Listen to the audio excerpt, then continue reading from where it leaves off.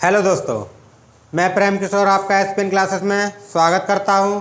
आज हम लेके आए हैं पार्ट 2 से। हमने पिछले लेक्चर में सांद्रता के कुछ पार्ट के ऊपर डिस्कस कर लिया था। आज हम लेके आए हैं पार्ट प्रति मिलियन ppm, पार्ट प्रति मिलियन। आज हम बात करने वाले हैं पार्ट प्रति मिलियन की। तो इसके फॉर्मूला देख लें हम। जो पार्ट प्रति मिलियन का फॉर्मूला होता है वो होता है विलेय का द्रव्यमान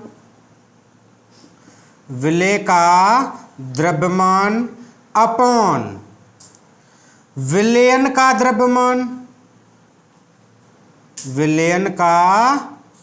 द्रव्यमान। ये आपने फॉर्मूला पढ़ा था किसमें? द्रव्यमान प्रतिशत में। विलेय का द्रव्यमान अपॉन विलयन का द्रव्यमान। उसमें क्या होता था कि 100 लगते थे। इसमें क्या होता है? पार्ट प्रति मिलियन की बात चल रही है। पार्ट प्रति मिलियन का मतलब किसी विलेय पदार्थ के भागों की वह संख्या, कोई भी विलेय है किसी में घुले होंगे विलेय पदार्थों की वह संख्या जो किसी विलयन में 10 की पावर 6 मिलियन, 10 की पावर 6 मिलियन का मीन समझते हो आप लोग? 10 की पावर 6 मिलियन का मतलब है 10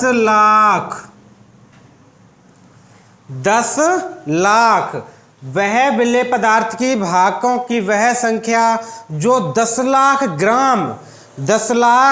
ग्राम में घुली हो, उसे क्या कहते हैं?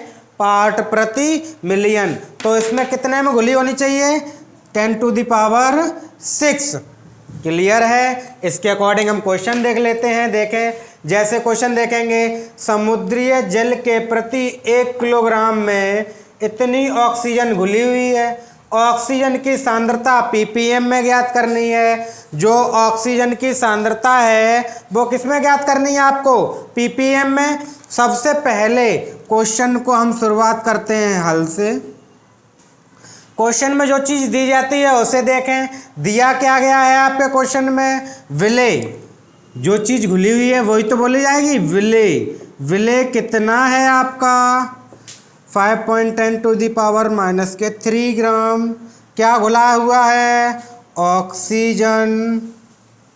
यही तो घुली है। और उसके बाद जो आपका किस में घुली है? समुद्री जल के प्रति 1 किलोग्राम में। समुद्रीय जल के प्रति 1 किलोग्राम। तो जो विलायक है, विलयन किस में घुली है? जो हमारा विलयन है, विलयन क्या है? जल। और जल कितना है? 1 किलोग्राम। ये ग्राम में है, ये किस में है? किलोग्राम में। तो 1 किलोग्राम में कितने ग्राम होते हैं?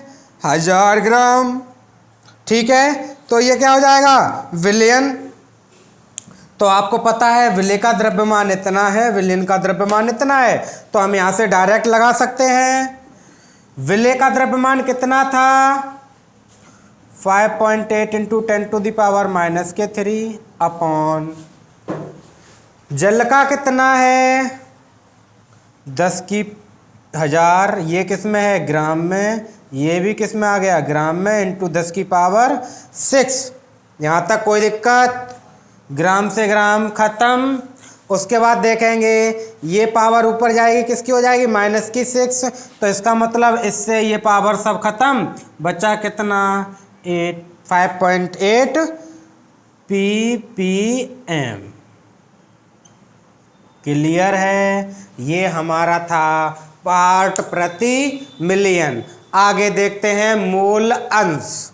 आइए देखते हैं मोल अंश या मोल भिन्न क्या होती है। जैसे हम कोई भी कंटेनर ले लें।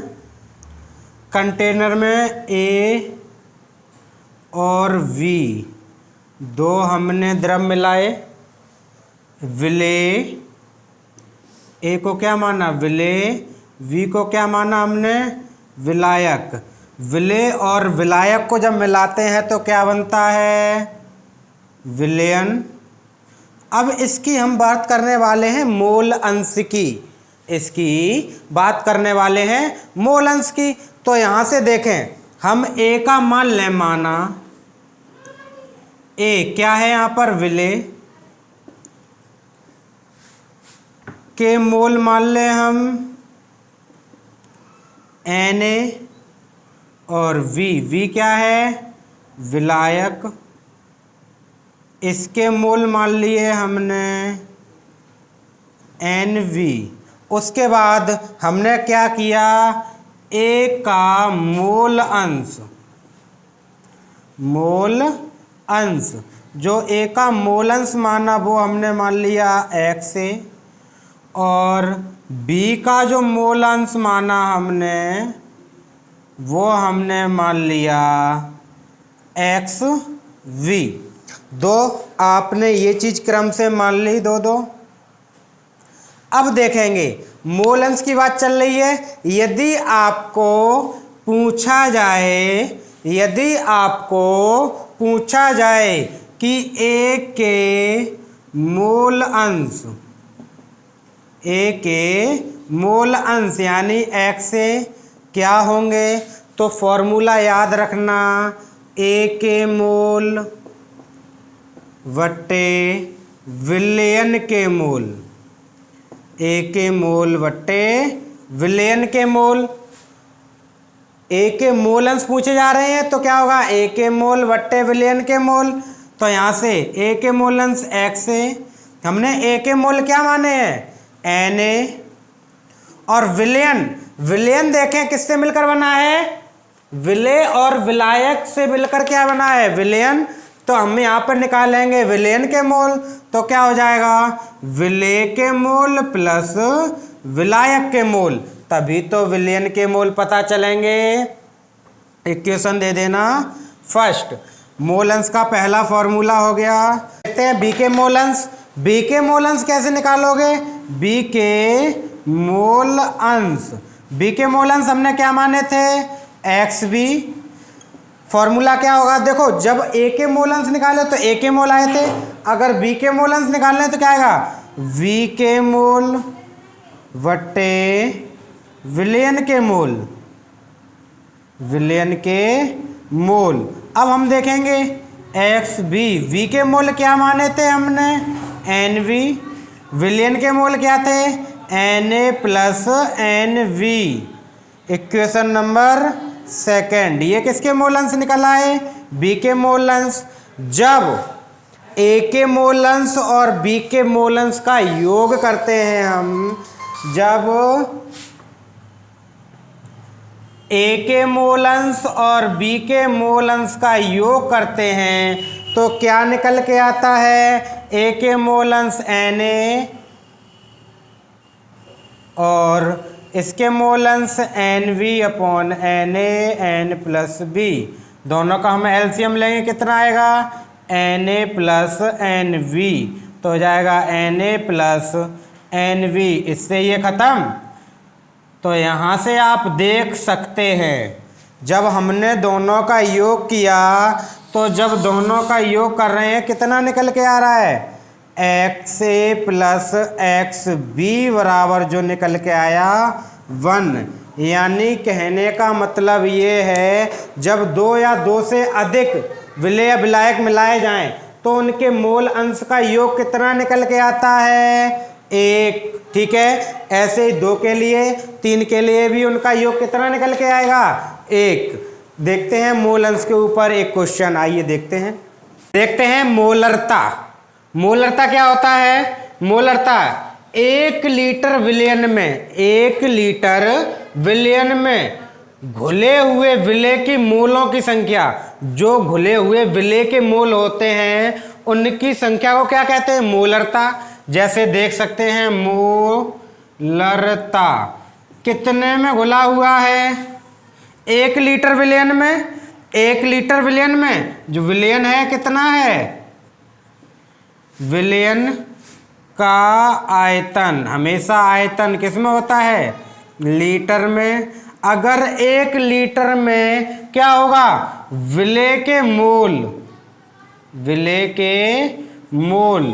1 लीटर विलयन में विलेय के मोल घुले होंगे तो समझ लेना क्या है, मोलरता। अगर अगर आपकी विलेय के मोल बट्टे विलयन का आयतन, विलयन का आयतन, अगर ये आयतन ml में है तो 1000 का गुणा करना पड़ता है, अगर आयतन लीटर में है तो 1000 का गुणा नहीं करना पड़ता है। इसके अकॉर्डिंग एक सवाल देखें, जैसे उस विलयन की मोलरता की गणना कीजिए जिसमें 5 ग्राम NaOH कितने में 450 ml विलयन में घुला हुआ है। तो क्वेश्चन की जब शुरुआत करते हैं तो हल से करते हैं, और हल में हम देखते हैं क्या क्या दिया गया। 5 ग्राम NaOH जो घुला हुआ है, और जो घुला हुआ होता है वो क्या कहलाता है, विलेय। कितना घुला हुआ है, 5 ग्राम। विलयन दिया गया है, विलयन कितना है आपका 450 ml। अब यहाँ से देखेंगे हमारे पास, यहाँ से देखेंगे विलेय के मोल, आपको फॉर्मूला पता होना चाहिए। मोल बराबर फॉर्मूला होता है भार बट्टे अणुभार, भार बट्टे अणुभार। तो इसका निकालेंगे, क्या निकलेगा, विलेय का भार बट्टे विलेय का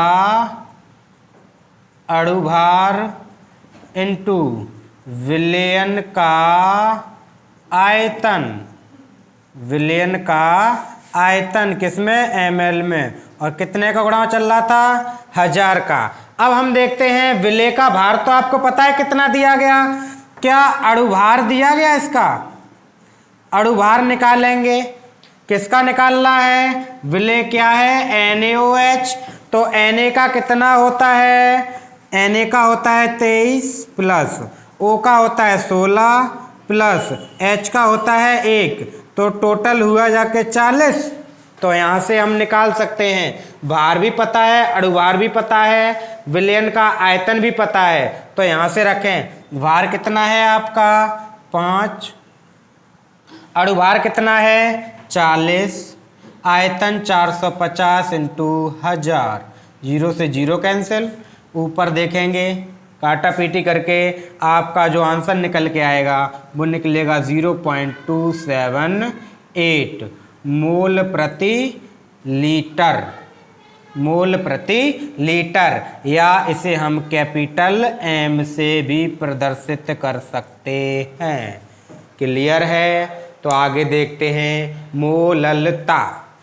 देखते हैं मोललता। मोललता क्या होता है, विलायक के 1000 ग्राम या 1 किलोग्राम में घुले हुए विलेय के मोलंश।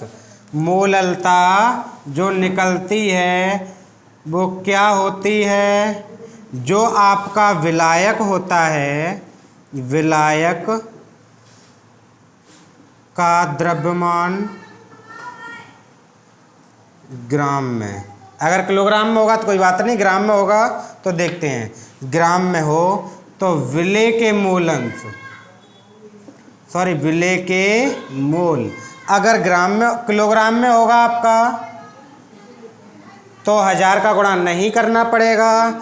अगर आपकी मोललता विलेय के मोल अपॉन विलायक का द्रव्यमान, अगर ये आपका ग्राम में है तो 1000 का गुणा करना पड़ेगा। अकॉर्डिंग टू इसके डेफिनेशन यही बोल रहा है, विलायक के 1000 ग्राम में क्या विलेय के मोल अंश जो घुले होते हैं उसे क्या कहते हैं, मोललता। इससे क्लियर हो रहा है? तो इसे क्या कहेंगे, मोललता। तो मोललता का फॉर्मूला आपका निकल के आ गया है। उसके बाद देखते हैं इसके ऊपर एक क्वेश्चन क्या है, 4.9 ग्राम H2SO4 को कितने 250 ग्राम जल में घोला गया है, जल में घोला गया है, विलयन की मोललता क्या होगी। तो सवाल की शुरुआत करते हैं हल से, हमें जो दिया गया है वो ज्ञात करते हैं। किसको घोला गया है, यानी विलेय क्या चीज़ है, H2SO4, कितना है 4.9 ग्राम। किस में घोला गया है? विलायक। विलायक क्या है यहाँ पे? जल। कितना है? 250 ग्राम। अब देखो यहाँ से आपको मोललता ज्ञात करनी थी, विलेय के मोल, तो आपको पता होना चाहिए मोल बराबर, फॉर्मूला भी बताया था, भार बट्टे अणुभार। विलेय का अणु भार इनटू चल रहा था विलायक का द्रव्यमान इनटू 1000। ग्राम में है तो 1000। अब आपको क्या है? विलेय का अणुभार चाहिए, तो यहाँ से विलेय क्या है? H2SO4 का अणुभार ज्ञात करना है। अब अणुभार आप ज्ञात करेंगे इसका। H का कितना होता है? 1 × 2, H 2 है। S का होता है 32, O का होता है 16 × 4, तो निकल के आएगा आपका अणुभार। कैलकुलेशन करें तो निकल के आया 98। कितना निकल के आया? 98। तो यहाँ से हम देखते हैं भार कितना था आपका? 4.9। अणुभार कितना था? 98। विलायक का द्रव्यमान 250 और 1000। कैलकुलेशन आपको अच्छे से आती है और अच्छे से करना जानते हो तो कैलकुलेशन कर लेंगे तो निकल के आएगा मोल प्रति किलोग्राम। मोल प्रति किलोग्राम या स्मॉल m। क्लियर है? तो आप कैलकुलेशन करके निकाल सकते हैं। ठीक है, तो हमने एक एक करके जितने भी सांद्रता पद थे आपके, द्रव्यमान प्रतिशत, आयतन प्रतिशत, आयतन द्रव्यमान प्रतिशत, मोल अंश, पार्ट प्रति मिलियन, मोलरता और मोललता आराम से अच्छे से फिनिश कर ली, अच्छे से आपको आ भी गई है। तो अब इसके आगे के टॉपिक हम अगले लेक्चर में डिस्कस करने वाले हैं। हमारे साथ जुड़े रहें, तो चैनल को सब्सक्राइब और वीडियो को लाइक ज़रूर करें। Thank you.